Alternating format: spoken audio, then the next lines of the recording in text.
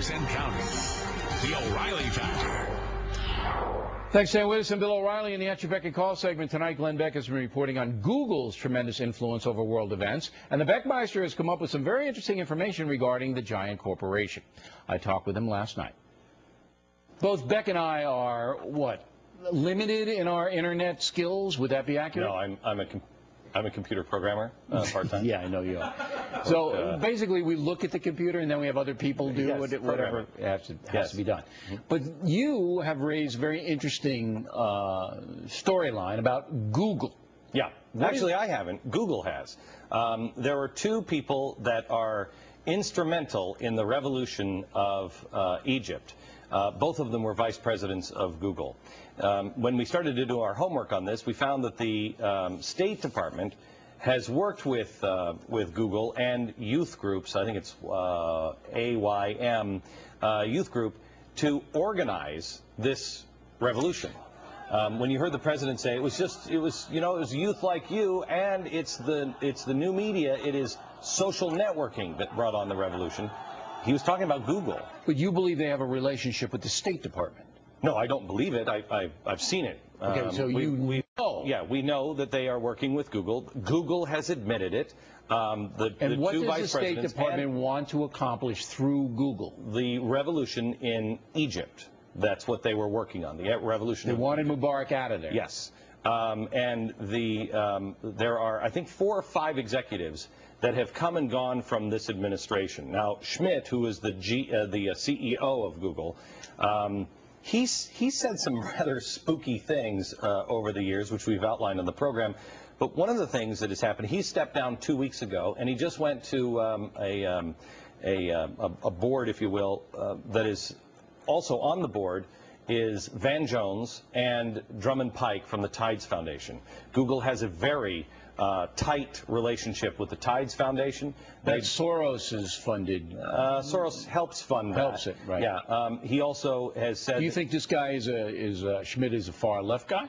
You can look at the Google statements over the past, and you can see that they agree with George Soros in an open society, right. Meaning a challenge, not an open society like a transparent one, but an actual borderless world. Right. Okay, so you say that the guy who, up until a couple of weeks ago, was running Google, yes, was in bed with Soros and all this philosophically. And also, there are 4 or 5 executives that are also in bed literally, I mean, well, not literally, but in bed or in the office with the president and working with the White House. Now, where does it go from here? So they influenced what happened in Egypt. I think that's true. I think it is. You know, the internet was absolutely used there. Google, and in their own words, Google, 2 vice presidents of Google actually helped foment revolution in Egypt. And they're proud of it. Okay. I just don't want my search engines fomenting revolution. Well, absolutely. If there is a power behind the throne in America, if there's a corporation that is secretly, because this wasn't public until you figured it out, right? Yeah, well, we had one guy, and then we pieced everything else together. Okay.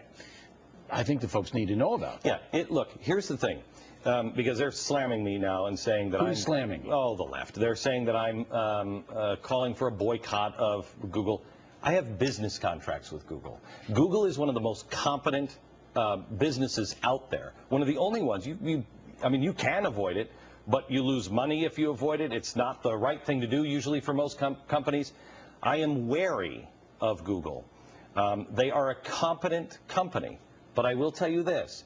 I don't think they're reading anybody's email, and I don't think you should boycott them, but you should understand who they are and then ask yourself, what do I believe in? Do I believe that they are open and transparent enough to be able to feel comfortable with them? I think there's enough warning signs here that you need to pay attention to Google.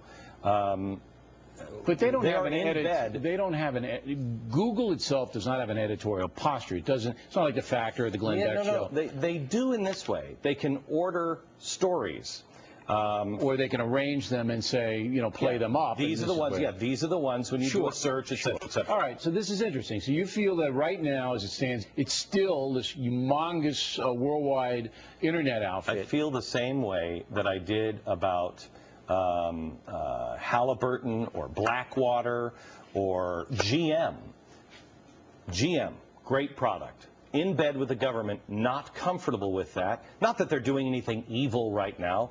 Not comfortable with giant, big potential. Okay. We'll keep an eye on it, Beck. Thank you. Does your computer still work? Do they? No, Google's been reading all my emails, so. Glenn Beck, everybody. There he is. In a moment.